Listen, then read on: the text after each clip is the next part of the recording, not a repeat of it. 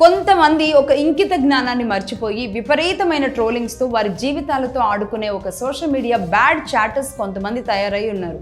నిజంగా ఇది వాళ్ళు ఒక సెన్సేషన్ చేసుకోవడం కోసం వీళ్ళ జీవితాలతో ఆడుకుంటున్న తీరు చూస్తే కనుక చాలా సిగ్గేస్తూ ఉంటుంది. దానివల్ల వాళ్ళ జీవితాలు ఎంత డిస్టర్బ్ అవుతూ ఉంటాయి. ఎందుకంటే కలర్ఫుల్గా కనిపించే వాళ్ళ జీవితాలలో ఆ డిస్టర్బెన్సెస్ని ఫేస్ చేయడం, మళ్ళీ అందరి ముందు నవ్వుతూ కనబడడం అంటే అది నటనే. రియల్ టైంలో కూడా వాళ్ళని నటింపజేసేలాగా మారుతుంది. వాళ్ళని వాళ్ళలాగా బతకనిచ్చేలాంటి పరిస్థితులు ఉండవు. వీటన్నిటికీ నేను ఒక చిన్న ఎగ్జాంపుల్ చెప్పాలనుకుంటున్నాను. అంటే ఎవరి గురించో అంటే ఇప్పటి వరకు నేను చెప్పిన హీరోయిన్స్గా జంటలుగా ఉన్న వాళ్ళందరి గురించి నాకైతే పర్టికులర్గా తెలియదు. కానీ శ్రీహరి గారు, శాంతి గారు, డిస్కో శాంతి గారు నాకు పరిచయం ఉన్నారు. ఆవిడని నేను దగ్గరగా చూశాను కాబట్టి నేను చెప్తున్నాను. అంటే ఒక విలన్ నుంచి క్యారెక్టర్ ఆర్టిస్ట్గా, హీరోగా తనకంటూ ఒక ఇమేజ్ క్రియేట్ చేసుకున్న శ్రీహరి గారు అంటే తెలుగు వాళ్ళందరికీ కూడా ఎంత ఇష్టపడే క్యారెక్టరో అందరికీ తెలుసు. ఒక అద్భుతమైన వ్యక్తిగా ఆయన మానవతావాది కూడా. ఎంతోమందికి సాయం చేస్తూ వచ్చారు శ్రీహరి గారు.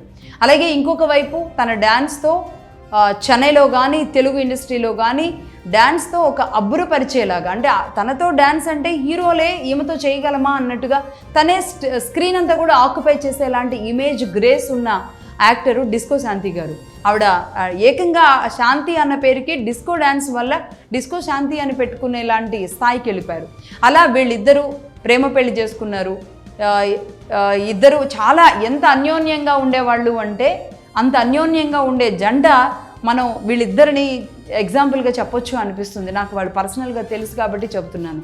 అలాగే అంత అన్యోన్యమైన జంట శ్రీహరి గారి మరణం తరువాత శాంతి గారి పరిస్థితి ఎలా ఉందో తెలుసా?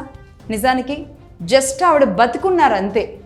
తన ఇద్దరు కొడుకుల్ని చూసుకుంటూ జస్ట్ ఒక నిర్జీవంగా బతుకున్నారు అంతే. కేవలం అంటే శ్రీహరి గారు ఉన్నారు, ఆయనతోనే ఉన్నాను, ఆయన నాతోనే ఉన్నారు అనుకుంటూ బతుకుతూ ఒక రకమైన ట్రాన్స్లో ఉన్నారు శాంతి గారు.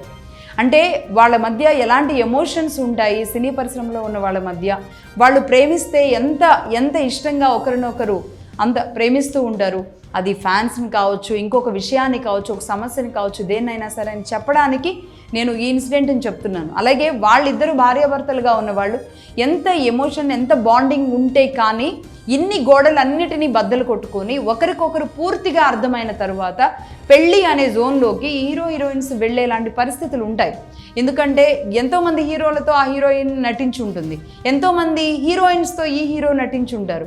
అలాంటి వాళ్ళు ఇద్దరు ఏకం కావడం అంటే ఎన్ని విషయాలని వీళ్ళు పక్కన పెడితే వీళ్ళిద్దరూ ఏకమవుతారు. అలాంటి ఒక జంట జీవితంలో కల్లోలాలు సృష్టించేలాగా తయారవుతున్న ఈ సోషల్ మీడియా యుద్ధాలు ఏవైతే